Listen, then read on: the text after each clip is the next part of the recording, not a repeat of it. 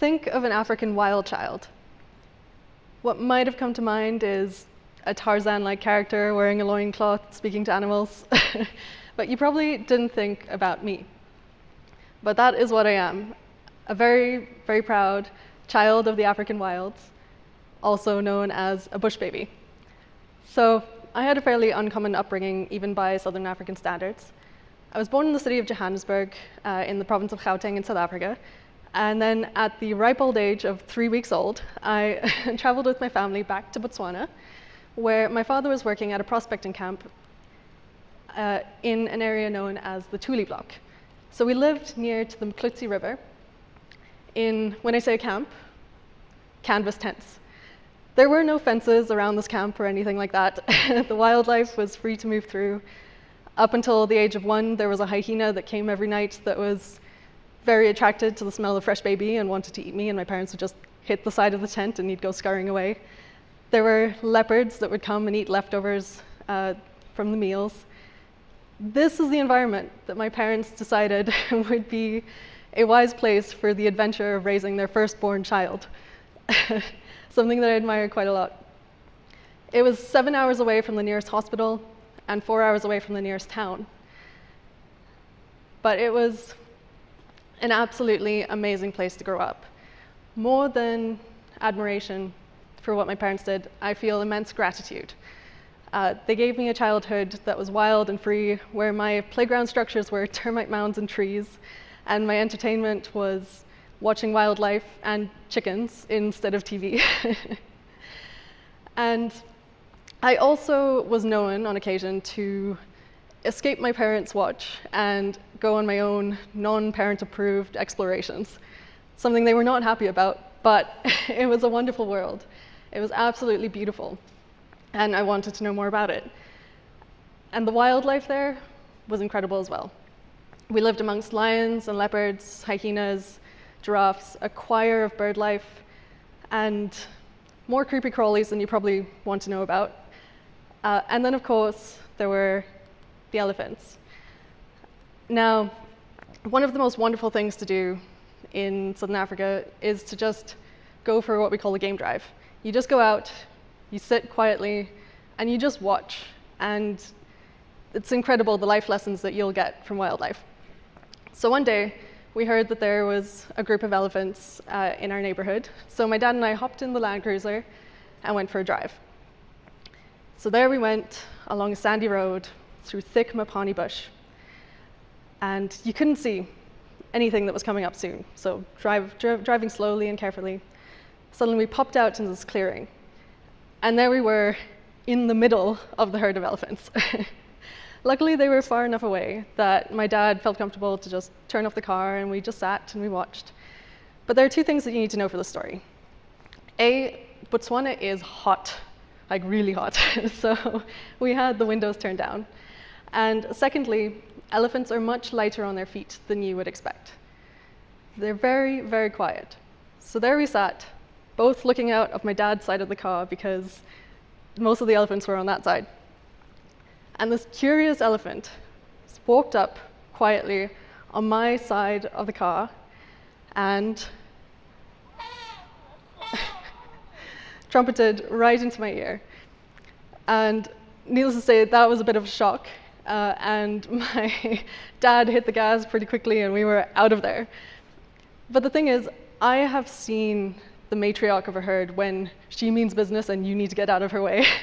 I have seen the younger elephant that's slightly embarrassed after a failed mock charge.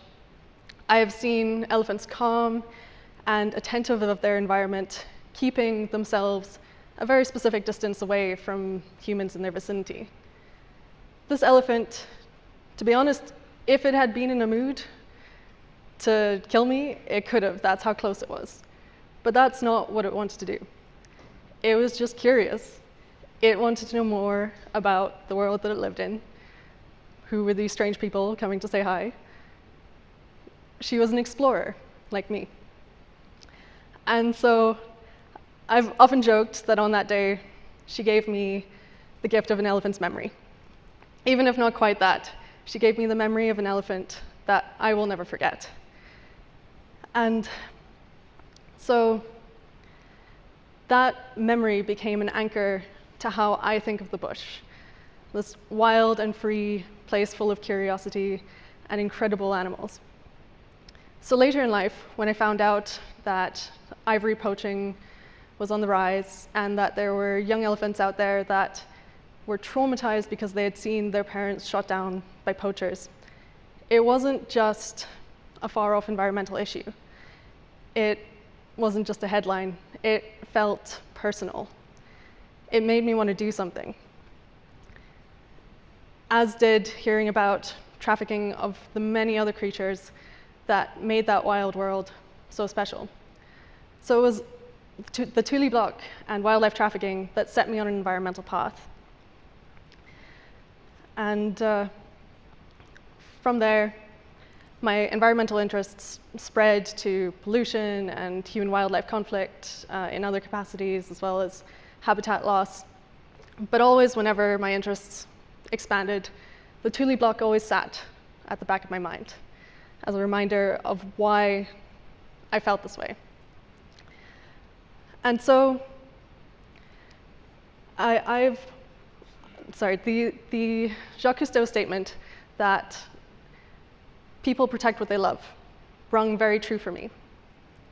And of course, the expansion of that statement is people love what they understand, what they have a connection to. So how do we build those connections? What I've often found over the years is that three very powerful forces can help sway people: travel, stories, and photography.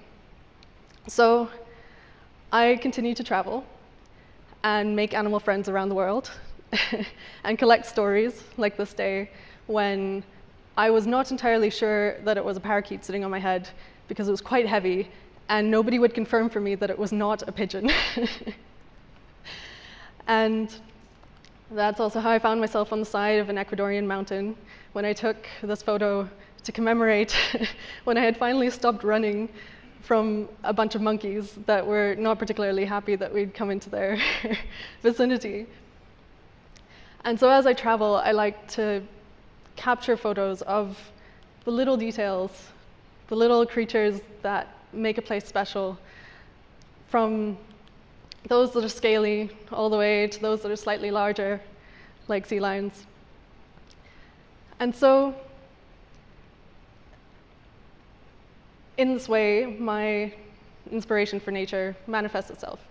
But you don't have to go all the way to the other side of the world to find beauty. Right here in Cranberry Flats, you can find incredible flowers, and you might be surprised by the iridescent flash of a Nuttall's blister beetle. And if you sit quietly and just watch, like we used to do in the Botswana bush, you get to see a whole other world that you might not have noticed if you had just walked on by. So my challenge for you is find the place that makes you want to just sit and watch and learn. Find the place that settles itself at the back of your brain and you always think about. Find the place that becomes a part of your identity and makes you want to fight for it. Find that wild place in the world that you want to protect. In short, I challenge you to find your Thule block. Thank you.